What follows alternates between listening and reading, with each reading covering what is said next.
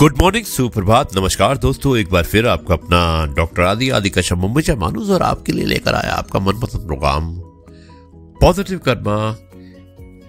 आज आपके लिए एक बहुत ही विशेष कहानी लेके आया है जिसका शीर्षक है अच्छी सीख, जो एक पिता और बेटे के बीच में एक शॉर्ट स्टोरी है जो मैं सुनाना चाहता हूं। शुरुआत करता हूं इस कहानी के कुछ इस प्रकार।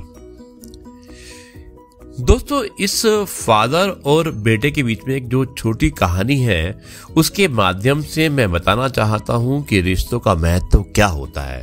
एक बाप और एक बेटा। एक बाप और बेटे के रिश्ते में बेटा बाप से ही सब कुछ सीखता है।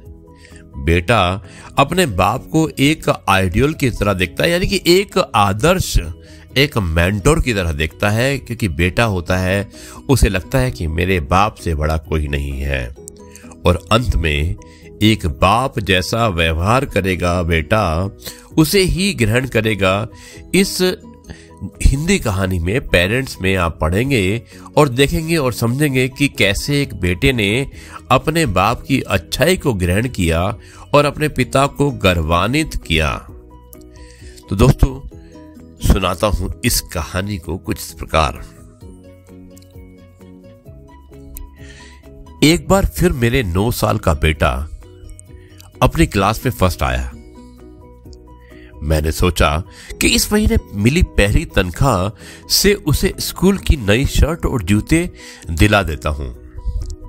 रविवार वाले दिन मैं अपने बेटे को लेकर बाजार गया और जैसे ही मैंने उसे लेकर जूते की दुकान पर पहुंचा तो उसने बोला कि पापा मुझे नहीं चाहिए जूते।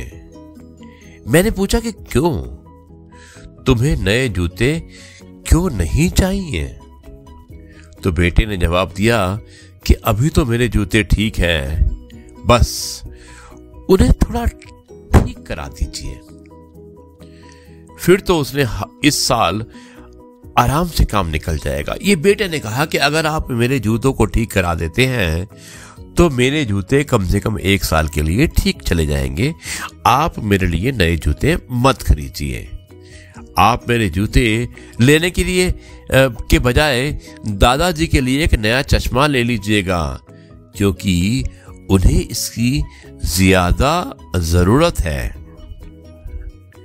बेटे की यह बात सुनकर मुझे लगा कि शायद इसे अपने दादाजी से कुछ ज्यादा ही लगाव है, इसलिए ये ऐसा कह रहा है।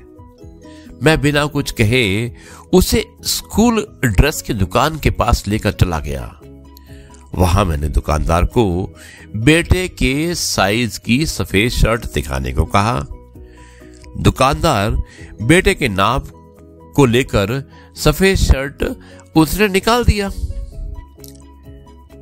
मैंने बेटे को शर्ट डालकर देखने को कहा तो उसने शर्ट पहनकर देखी भी। वो सफेद शर्ट बेटे को बिल्कुल फिट आ रही थी, बिल्कुल उसके साइज की थी।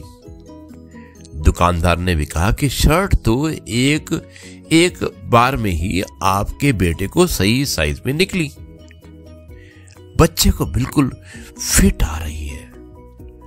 यही है इसके साइज की शर्ट, इसे पैक कर देता हूं। तभी तुरंत मेरे बेटे ने कहा कि इससे थोड़ी सी लंबी शर्ट है दिखाने के लिए आपके पास। मैंने बड़े ही आश्चर्यचकित होकर पूछा कि बेटे, लंबी शर्ट क्यों?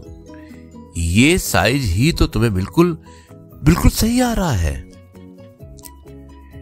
तभी मेरे बेटे ने जवाब दिया कि पिताजी, मुझे शर्ट पैंट के अंदर ही तो डालना है। ऐसे में शर्ट लंबी भी हो तो क्या परेशानी है, और शर्ट लंबी होगी तो अगले साल भी चल जाएगी। वैसे भी देखिए, मेरी पहले वाली शर्ट भी तो अभी तक नहीं है, लेकिन छोटी हो गई है। बेटे की ये बातें सुनकर मैं सोच में पड़ गया और खामोश हो गया। रास्ते में मैंने बेटे से पूछा कि तुम्हें ये सब बातें सिखाता कौन है?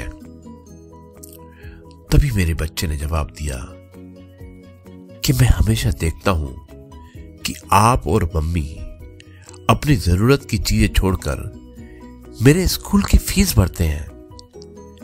आस पड़ोस के लोग, सभी लोग कहते हैं कि आप बहुत ईमानदार हैं। घर में भी मम्मी और दादी ऐसा ही कहती हैं। वही पास के पप्पू के पापा के बारे में सभी लोग भुला, बुरा और भला कहते हैं, जबकि वो भी आपके ऑफिस में ही काम करते हैं। पापा, मुझे अच्छा लगता है कि जब कोई आपको ईमानदार कहता है। फिर बेटे ने कहा कि पापा, मैं भी आपकी तरह ईमानदार बनना चाहता हूं। साथ ही मैं आपकी ताकत बनना चाहता हूं, ना कि आपकी कमजोरी। बेटे की ये बातें सुनकर मैं शांत हो गया। मेरी आंखों से खुशी के आंसू छलक पड़े और ऐसा लगा कि मानो मुझे मेरी ईमानदारी का फल मिल गया हो। दोस्तों, इस कहानी के माध्यम से हमें पिता और पुत्र के रिश्ते की गहराई के बारे में मालूम पड़ता है कि हमें कितने नजदीक होते हैं ये रिश्ते।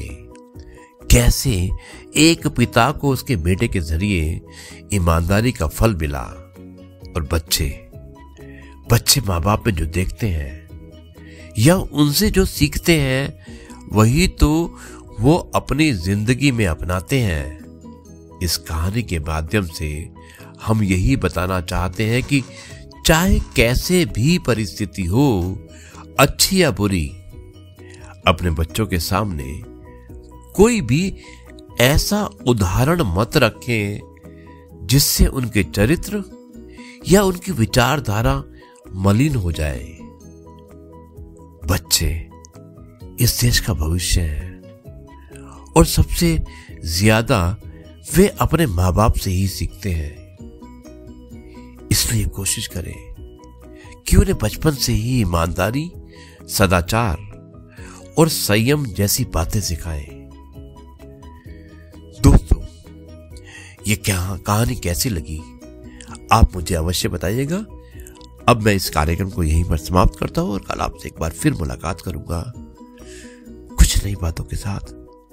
तब तक के लिए आपसे कहता हूं जय गुरु जी, शुक्राना।